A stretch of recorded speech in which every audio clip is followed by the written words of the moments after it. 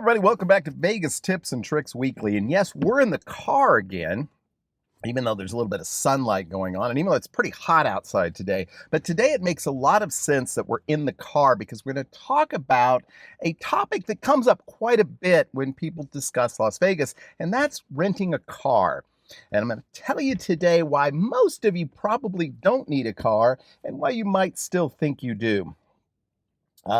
We are wrapping up. I think we're the last 4 or 5 weeks of our Vegas tips and tricks series. I think we only have 4 shows left, talking about hotels and different motels and that sort of thing. If you haven't checked it out, I mean, you could literally make your way through every single one of these episodes probably in a couple of hours. I think a lot of good information in there, and I really have enjoyed doing it. If anybody has any suggestions about how to fill up those last few weeks of the show, let me know. We'll definitely talk about some of our favorites. But again, today I wanted to talk about renting a car. And, for a lot of people who travel around the country and visit a lot of different cities, most places you go, most sort of major metropolitan areas, in order to really see a lot when you're on your vacation, you almost have to rent a car. If you go to a place like Dallas or Phoenix or Houston or Kansas City, Chicago, the attractions are all over the place. And if you travel on business, just getting back and forth to your hotel and checking out some of the sites as well. People get into the habit of renting cars, and Las Vegas is a Sun Belt community, and it is definitely a far-flung metropolitan area, so it would sort of make sense to think that renting a car there would be a great idea. And to be fair, it can be. At one time, renting a car in Las Vegas was a no-brainer. You think back a couple of generations, even to the 60s, 70s, even into the 80s. The hotels were not sort of wall-to-wall like they are today. Anymore, it's like a giant outdoor shopping mall of gambling. But at one time, the hotels, most of them were a pretty good hike apart, and it wasn't always the most enjoyable walk, particularly when it was 110 degrees. Most of the properties were smaller. There were hotel towers, but a lot of the properties had surface street parking. You could in some cases, you could literally pull up to your room in a car. Everywhere, parking was free. Valet parking was free. So even if you happened to go to a nearby casino where you weren't staying for a meal or a show or just to gamble a little bit, it was no big deal. It was easy. Taxis have always been kind of exorbitantly expensive in Las Vegas. And back obviously 40, 50 years ago, there was no Uber. The competition was not there. So it kind of made sense. I mean, even if you went downtown, one of the great sort of lost traditions of Las Vegas was cruising up and down Fremont Street. And, well, that hasn't been a possibility for the last 30 years.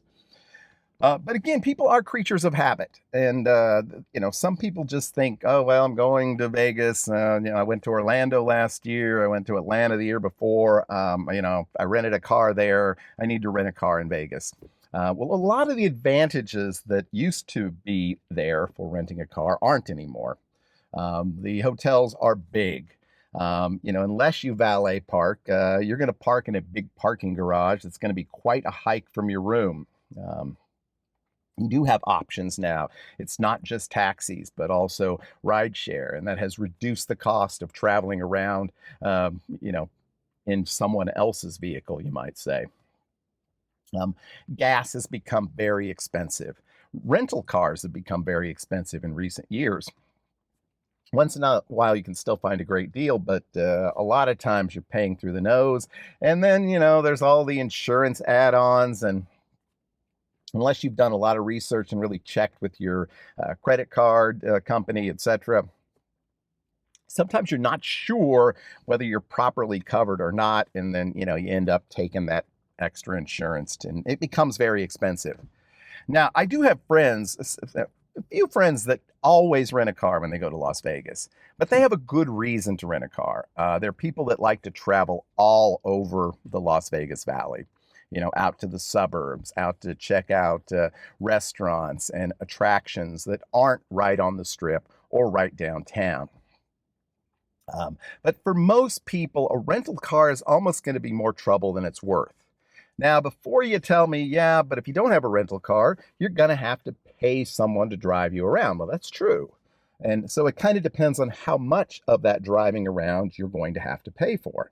I mean, unless you're going to hike it or take a rollerblade or a skateboard from the airport, you're going to have to at least get a ride to your hotel room.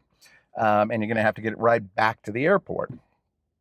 So, that is costly. It can be somewhat expensive to do that. But if it's just that and a couple of trips up and down the strip, maybe a night where you go downtown and come back, I think in the long run, it's still going to be less expensive for you than having a car because, you know, not only are you paying for the car, again, the gas is very expensive in Las Vegas, at least compared to the Midwest. And I think probably compared to most places in the United States. Maybe not so much if you live in Europe or Canada, the prices are going to seem really low, but for most people in the US, they're going to seem pretty high. And then there's the parking fees. Most of the hotels now charge a parking fee, and even the ones that don't charge you to self park, you're probably going to pay for valet parking. Yes, you can get around that if you have high enough status in those particular casinos players club, and so that's a reasonable thing to look at. But when you start talking about the gas, the insurance, the car themselves, paying to park it somewhere, and then it's still not really very convenient because you're still walking a half a mile trying to find your car in that huge parking garage. There's just not the ease, the comfort that it used to be. The Las Vegas Strip definitely back in the 50s and 60s was designed for cars, but nowadays it's much more designed for people. Now it is almost wall to wall casinos. You walk from one to another in 5 or 10 minutes. So just probably not as necessary. The rental car process in Las Vegas is relatively easy if you kind of know how it works. If you go to the airport, if you have a reservation, or even if you don't, I guess, I mean, you're kind of taking a chance there. But you can hop on the rental car shuttle. There's a centralized rental car facility for most all of the major car rental companies. It's located probably 2 or 3 miles south of the airport. But the shuttle will take you there for free, and then you'll just choose your particular favorite car rental company and pick up your car. I can't tell you the lines will be short or long, kind of depends. Just like it kind of depends on how expensive it's going to be along the way. It's a relatively easy trek from the car rental facility to the strip. They'll give you a little map. You basically take Gillespie, and then there's another street that just runs over to the strip. So it's not a difficult trip at all, and it's pretty easy to return it. But do you really need it? And the question is, do you really need it all the time? I think there's a lot of good reasons to rent a car. If you want to drive out or want to go out and see Hoover Dam, well, it's going to be a lot more sensible to rent a car than it is going to be to try and pay someone to take you there. Certainly, if you're planning to go into like California or Utah or go to the Grand Canyon, if you're planning to take any day trips like that, it makes no sense to try to arrange some sort of a tour because you can do it cheaper yourself. But if your entire trip is going to be focused on the strip with maybe one night downtown to experience Fremont Street, then it's really not that necessary. You can kind of create a sort of, checklist, pros and cons. Where are you going to go on a particular day? You can kind of estimate how much that's going to cost you if you get a cab. How many trips like that are you planning to take? So you can put those kinds of things on one side of the ledger, and then you can just put the cost of a rental car on the other side of the ledger. So, I don't know. I have rented a car, I think, on about 4 or 5 occasions out of some 50 odd trips. To be honest, I don't enjoy driving around Las Vegas. It's certainly not the worst city for traffic, but it's not the best either. a lot of the people on the same roads with you are also tourists, and they don't know where they're going. So not necessarily the best people. I-15 is one of my least favorite roads in the world to drive on. It's a racetrack. Even when you're on I-15 with a cab driver or an Uber driver, even they get stressed out sometimes. So certainly not a favorite there. There are certainly shortcuts for getting around Las Vegas. And again, there's some great sites in and around Las Vegas that you probably won't get unless you rent a car. Um, but it is a pain. And certainly, I want to bring it up, but if you're planning to become in any way impaired, you certainly do not want to be driving around. If you're a completely sober person, or you have a friend who can be your designated driver all the time, that may not be a concern. But hey, if I'm going to go downtown for the night, I'm going to have a few. So I don't want to worry about having to sober up before I go back to the Strip. Um, the streets in Las Vegas they're not terrible. They're reasonably well maintained.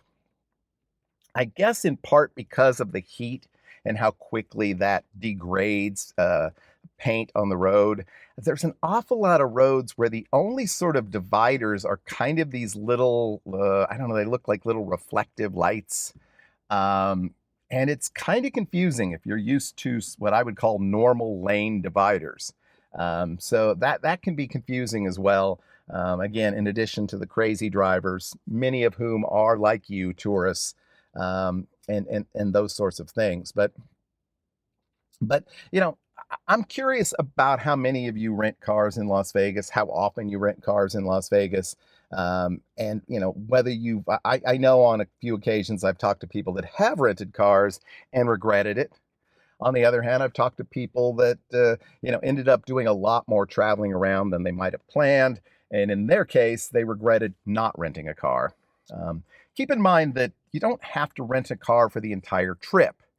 Um, if maybe you have a day or two where you're going to make some trips to outlying areas, maybe you want to go to Red Rock Canyon, or maybe you want to go out to Hoover Dam, those sorts of things. Well, then, rent the car just on those days.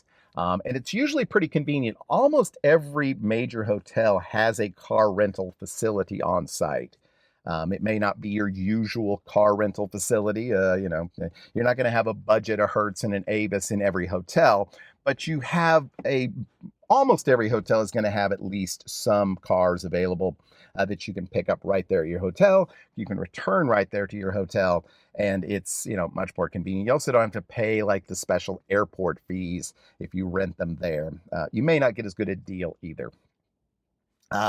There are some ways to save some money on car rentals. A number of places will sort of amalgamate different prices, check those things for you.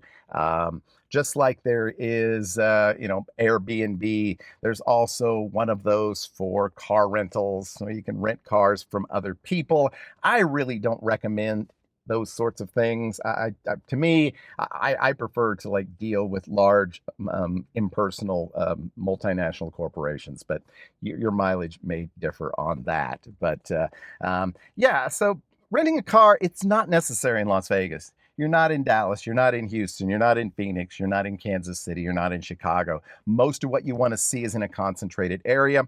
It's not super cheap to take cabs. You can take the bus super cheap. There's a lot of free trams, that sort of thing, to get you around the Strip. So, again, as I've said a couple of times, let me know if you rent a car regularly and why, and whether you think it's worth it, or whether you're one of those people like me that hasn't done it very often and almost always kind of regrets it because it's kind of a pain.